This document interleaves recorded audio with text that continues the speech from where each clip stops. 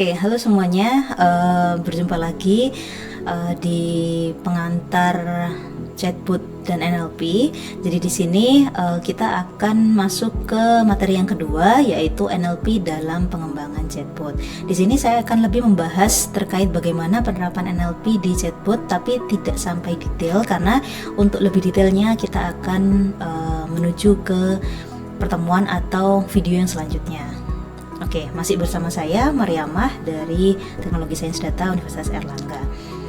Oke, jadi untuk table of content dari hari ini itu adalah introduction, lalu bagaimana sih sebenarnya pengembangan chatbot sampai ke conclusion gitu.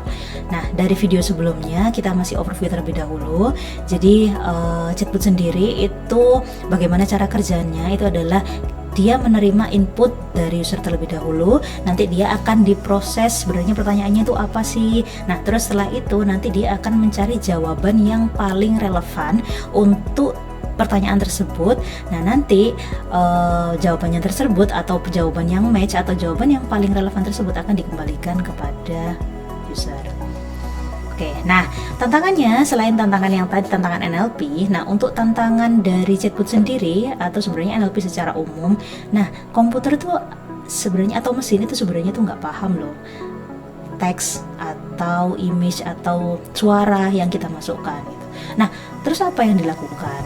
Jadi ada yang namanya bilangan biner atau ASCII yang digunakan untuk merubah atau intinya merubah teks atau suara atau data-data yang tidak bisa kita masukkan ke dalam komputer supaya dia paham tersebut menjadi bilangan seperti yang ada di layar gitu. Jadi misalkan nih kita mengatakan hello tapi dia menerimanya di mesinnya itu 101010 seperti itu. Itu yang dipahami oleh mesin gitu. Jadi tantangan yang pertama sendiri itu adalah merubah teks atau data-data yang tidak dipahami tersebut menjadi sesuatu yang bisa dipahami oleh komputer. Nah, untuk key komponen dari chatbot sendiri itu sesuai dengan yang tadi. Yang pertama itu kan language detection ya. Nah, setelah itu adalah preprocessing. Nah, seperti yang ada di layar ini, 5 tahapan ini atau 5 tersebut itu adalah tahapan preprocessing. Jadi untuk preprocessing dari chatbot atau semua yang ada di NLP itu pasti ada tokenisasi, stopword, stemming dan lematisasi, post tagging dan NER gitu. Nah, sebenarnya tahapannya seperti apa lebih detailnya? Misalkan tokenisasi. Nah, kita itu memecah teks-teks itu atau kalimat yang awalnya kalimat menjadi token atau menjadi suatu word gitu misalkan. Lalu stop word itu berarti dia merubah atau menghilangkan suatu kata yang dianggap tidak penting, contohnya kata penghubung dan seterusnya. Lalu stemming itu berarti dijadikan kata dasar, maksudnya misalkan gini, menyapu nanti menjadi sapu gitu misalkan. Nah, semua ini itu preprocessing ini itu saya bisa bilang based on case ya. Jadi diperlukan dilakukan sesuai dengan keperluan yang kalian inginkan gitu.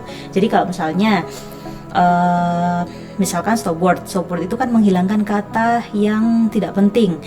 Kalau misalnya menurut kalian penting kata penghubungnya, misalkan saya akan pergi ke pasar gitu.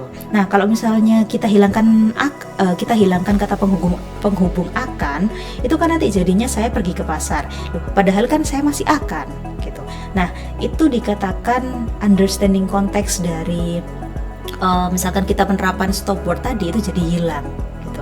Nah, jadi makanya tadi yang saya bilang penerapan dari ini memang key komponen, tapi penerapannya itu based on case sesuai dengan kebutuhannya. Jadi kalau memang kamu tidak peduli, misalkan kamu tidak peduli dengan saya tidak benar-benar butuh konteksnya, yang penting AI-nya paham apa sih sebenarnya yang akan kita proses, ya sudah berarti boleh menggunakan stop word. Karena kalau misalnya kita tidak menggunakan stop word itu kata-katanya bisa sangat besar, artinya komputasinya juga bisa jadi besar seperti itu.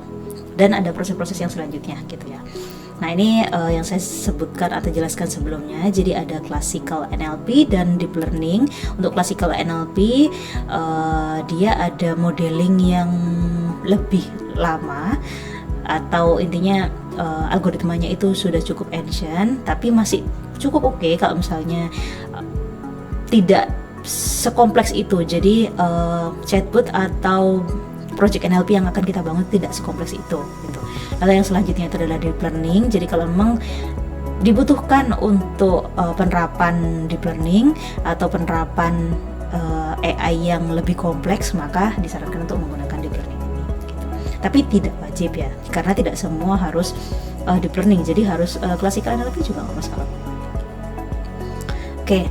Untuk pengembangan chatbot sendiri itu disesuaikan dengan jenis chatbotnya. Jadi untuk jenis chatbot sendiri itu ada 3, rule based, AI based, dan hybrid based. Nah, rule based sendiri itu apa maksudnya? Nanti akan dijelaskan. AI based dan hybrid based itu semuanya akan dijelaskan. Jadi tipe atau algoritma yang akan kita buat itu disesuaikan dengan jenis dari chatbot ini gitu. Oke.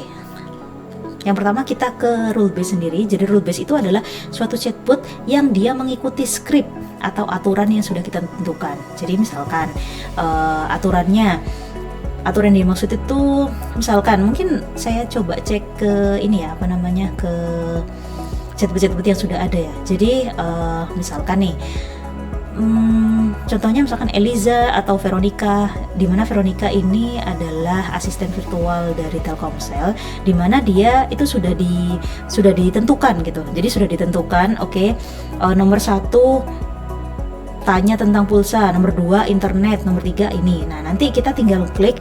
Nah, terus nanti dia akan menjawab sesuai dengan skrip yang sudah kita tentukan, seperti itu.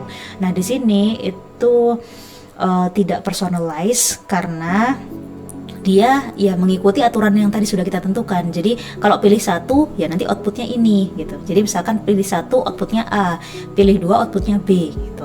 Jadi tidak bisa kalau misalnya kita memang misalkan kita butuh B, ya sudah berarti kita harus pilih menu yang kedua gitu.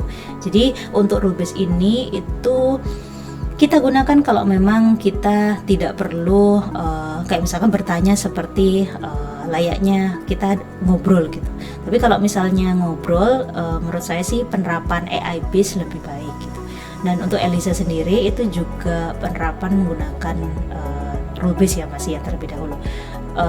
Karena diterapkannya kan dulu di tahun 1966 untuk ya psikoterapi itu. Yang selanjutnya adalah AI based chatbot, di mana penerapan NLP-nya atau penerapan machine learning, metode-metode machine learning itu digunakan untuk memahami konteks dari input pembacanya gitu. Jadi kalau misalnya kita menggunakan atau menerapkan AI based ini itu lebih ada understanding-nya lah. Jadi kita bisa lebih bebas gitu, inputnya itu lebih bebas gitu. Misalkan dianggap aja Veronica tapi AI based, berarti saya itu ingin beli pulsa tapi sekaligus internet gitu. Sedangkan kalau misalnya di rule based bisa jadi beli pulsa sendiri dan internet sendiri gitu. Jadi itu perbedaan yang cukup signifikan dari rule based dan AI based gitu. Nah, penerapan dari AI based sendiri yang menurut saya sangat menggemparkan NLP ini serta menggemparkan dunia perchatbotan ini adalah ChatGPT. Terus kita juga bisa menggunakan untuk Google Assistant, di mana ini adalah penerapannya Google, tapi sekarang menurut saya sih sudah tergantikan oleh Gemini ya. Jadi kita bisa menggunakan Gemini juga di handphone kita kalau misalnya punya kalian itu tidak menggunakan Siri gitu. Atau yang Mac juga bisa menggunakan Siri, di mana itu juga sudah AI based chatbot gitu. Seperti itu. Lalu yang terakhir itu adalah hybrid, di mana hybrid ini berarti dia menggabungkan rule based dan AI based gitu. Jadi dia penerapannya bisa 2, maksudnya bisa rule based terlebih dahulu atau bisa AI terlebih dahulu atau seperti apa, ini tergantung dari pengembangnya gitu. Nah, untuk contoh-contohnya ada Babylon ini tentang kesehatan, terus ada dari Kuki AI yang miliknya di Jepang, lalu HMN juga atau HMN juga menggunakan chatbot loh untuk membantu user, misalkan membantu memilihkan outfit atau pakaian yang mau kita beli di HMN. Sudah coba belum? Mungkin nanti bisa dicoba, dan itu menggunakan hybrid based chatbot. Nah, Ini masih contoh yang sebelumnya tadi, jadi saya masih overview. Jadi jangan lupa bahwa chatbot itu adalah program komputer yang dirancang untuk mensimulasikan percakapan manusia secara utuh dan secara otomatis melalui teks dan suara. Nah, untuk tools dan library NLP yang diperlukan untuk membuat chatbot itu sebenarnya untuk yang sekarang itu kita bisa menggunakan Python gitu.